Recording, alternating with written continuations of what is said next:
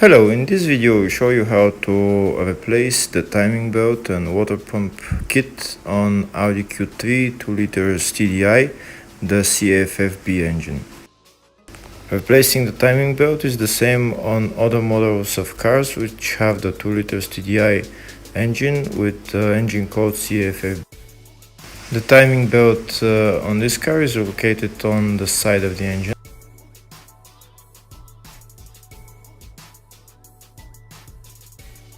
First, we'll start by removing the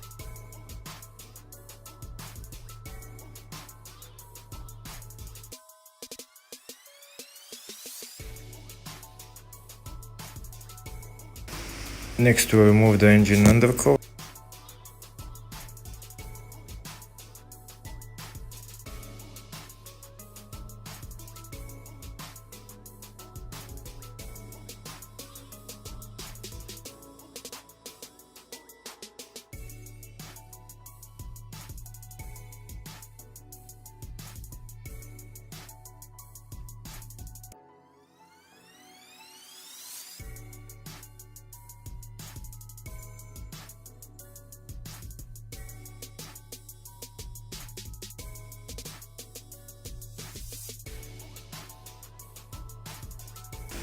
Next thing, we'll remove the mud guard.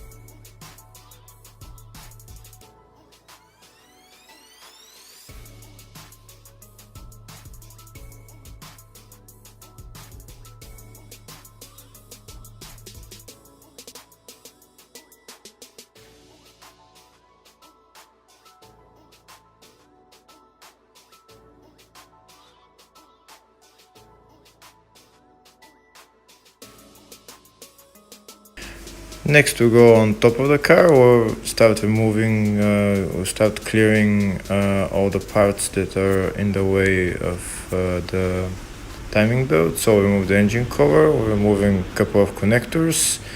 We need to remove the fuel filter housing. We don't need to disconnect any hoses, just remove the bolts to get it loose and just put it to the side. And also we need to remove the coolant expansion tank. We don't need to remove any hoses as well, just move it to the side.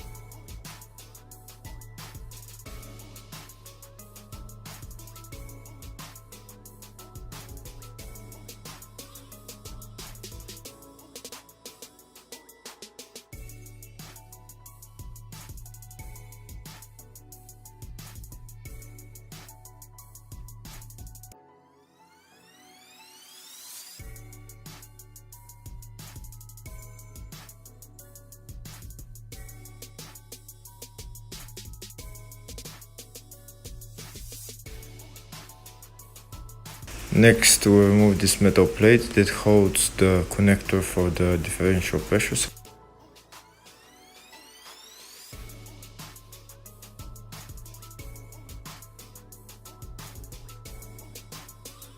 And now we've moved everything to the side, the expansion tank, the fuel filter housing.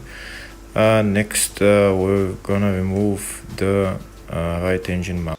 Before removing the engine mount, we need to jack the engine.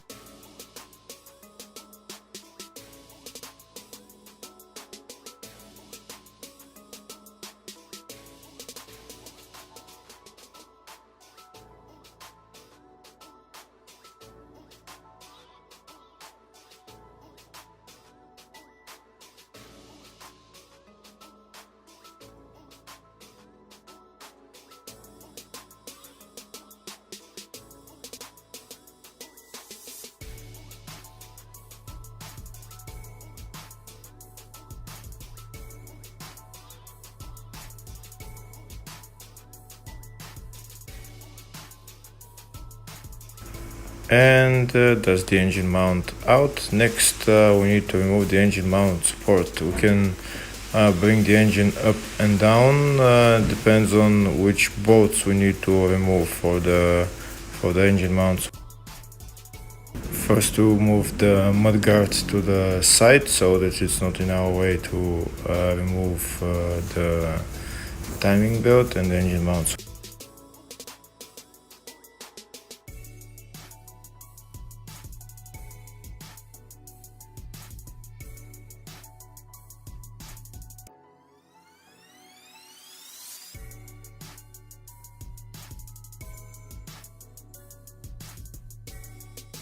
First, we brought the engine down, so now we're gonna remove the bolts that hold the engine mount support on the bottom, and then we'll bring the engine up to remove the bolts that hold the engine mount support on top.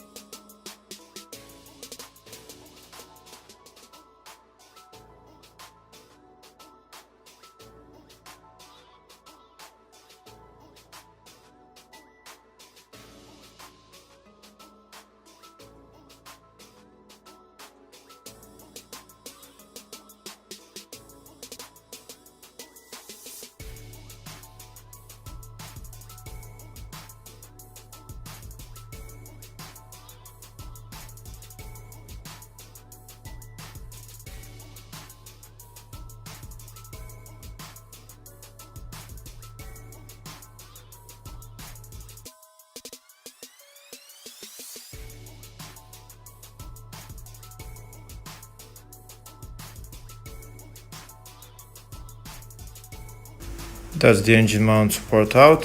Next, we'll remove the timing belt upper core.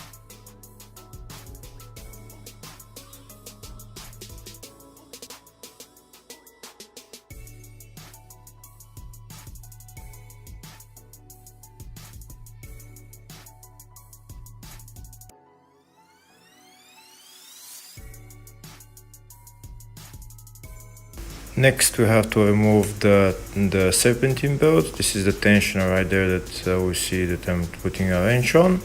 I'm just bringing it clockwise, and the engine and the timing belt and the serpentine belt is getting loose. So now we can remove the serpentine belt.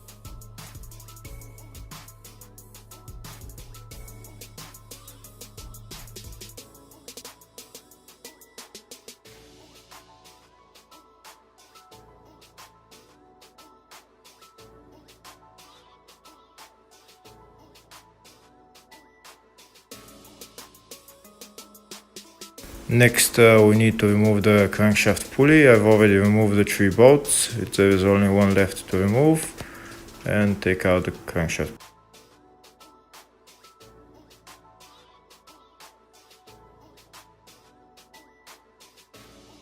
And now we have access to the bolts that hold the timing belt lower core. We have to remove the bolts and remove the lower core.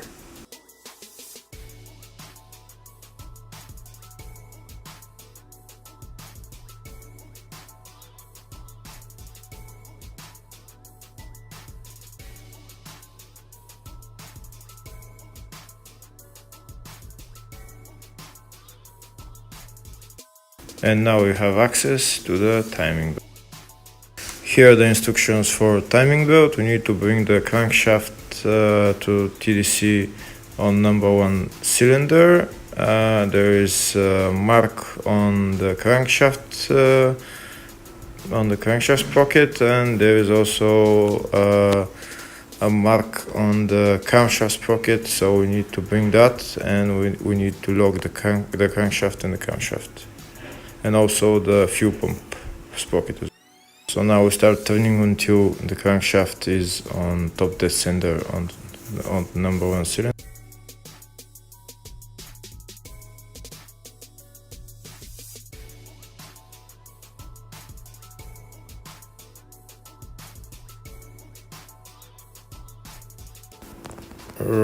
now it's on number one cylinder top dead center, so we can put in the locking tool. There is an arrow on the locking tool where it's gonna correspond with the mark on the crankshaft sprocket.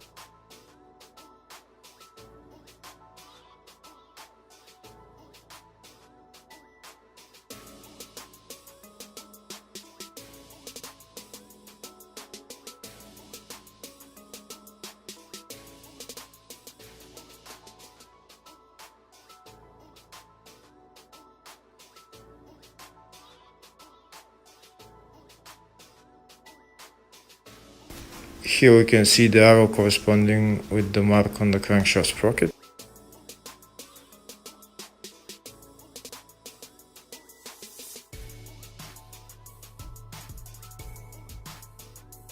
Next, we will lock the camshaft.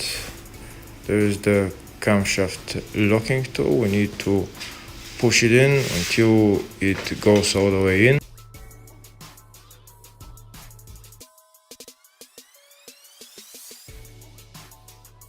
Yep, it's all the way in. Next, we have to lock the fuel pump sprocket.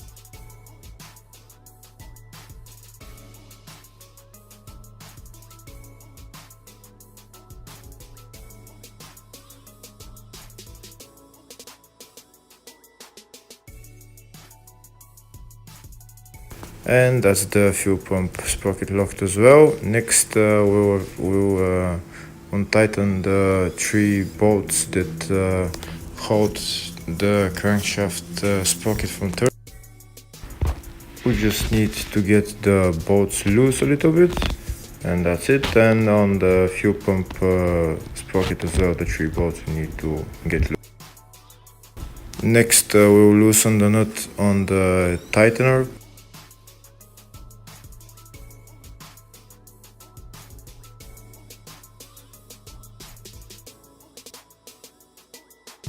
After the nut on the tightening pulley is loosened, we need to put in an Allen key on the tightening pulley and bring it anti-clockwise all the way so that the timing belt gets loose.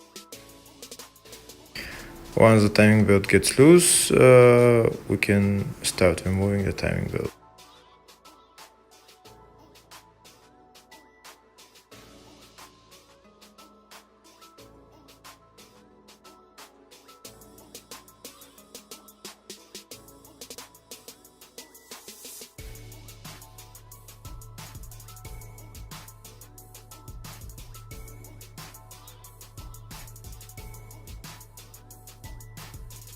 And that's the timing belt out. Next, we need to remove the tightening pulley. 2 other parasitic pulleys we need to remove and put new ones on, and also the water pump. We need to remove the water pump and put on a new water pump. The water pump is held by 4 or 5 bolts, which are size 10 socket.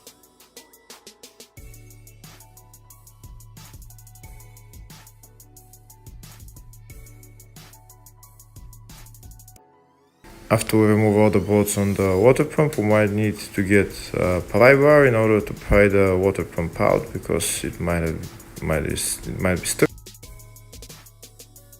And the water pump is out. Now make sure you clean the space where the water pump is gonna lie, and clean it maybe with sandpaper, and then you can put on the new water pump. You should lubricate the O-ring on the water pump so that it goes in smooth. And now we can tighten the water.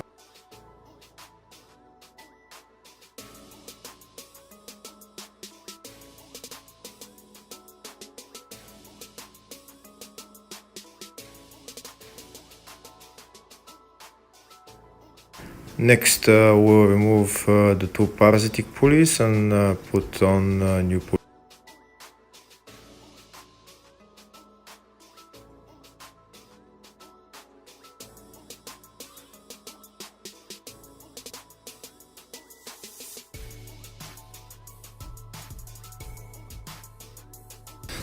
Next we need to remove those, I don't know what they're called, bolts or studs, I don't know what it is exactly. What's the name of it? We put two nuts on and we tighten them against each other and we start turning it to remove it. And then we do the opposite, start tightening it to tighten it after to tighten the new.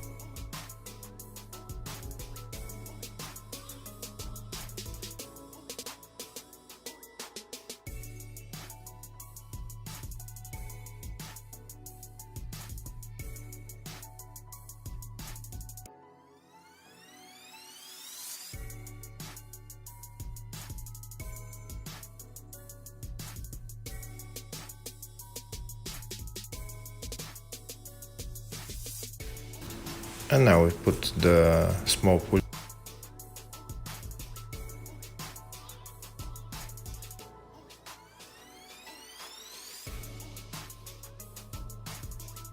Next we're gonna replace the big parasitic.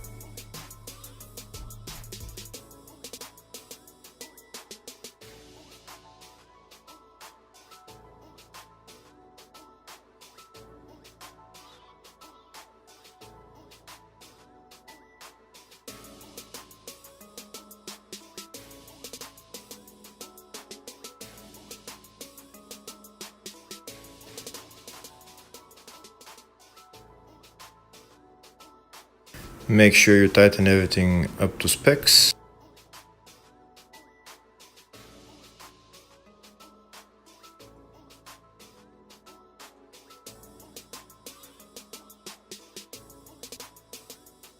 And this is the third pulley that we need to next to put the tightening pulley on.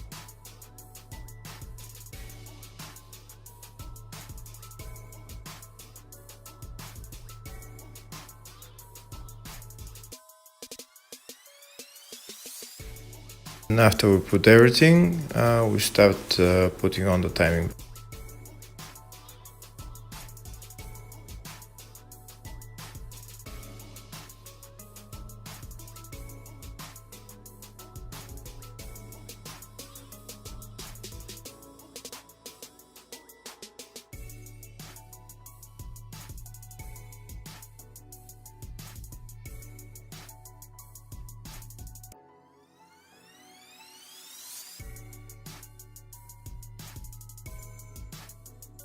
The last small parasitic pulley that's on top, we're gonna put it after we've put on the timing belt, so that otherwise it's very hard to put on the timing belt. Once everything, all the pulleys are put on and tightened, next we'll get this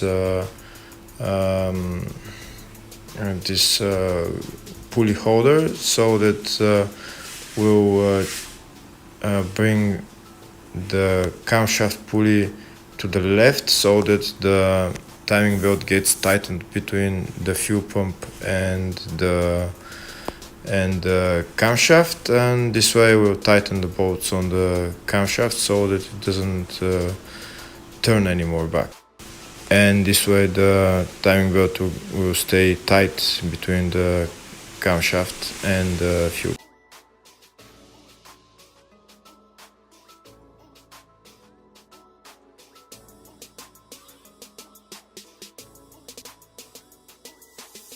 Next we'll tighten the 3 bolts on the fuel pump sprocket.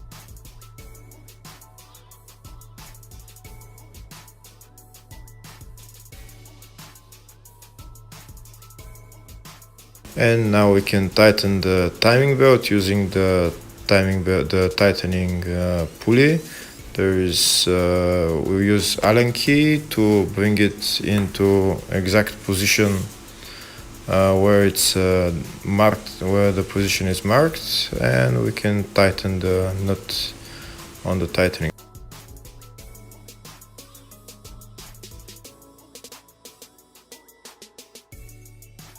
After we tightened the tightening pulley, check everywhere if the timing belt is tight, and you can remove all the locking tools and start turning the crankshaft.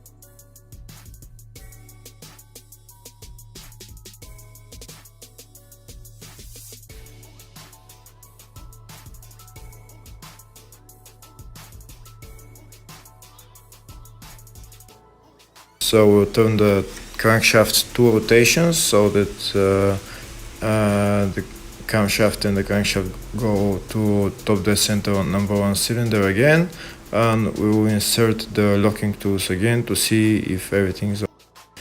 If we insert the locking tools normally, then that means everything is okay. So we're done. We can start assembling everything back in the reverse. Thank you for watching.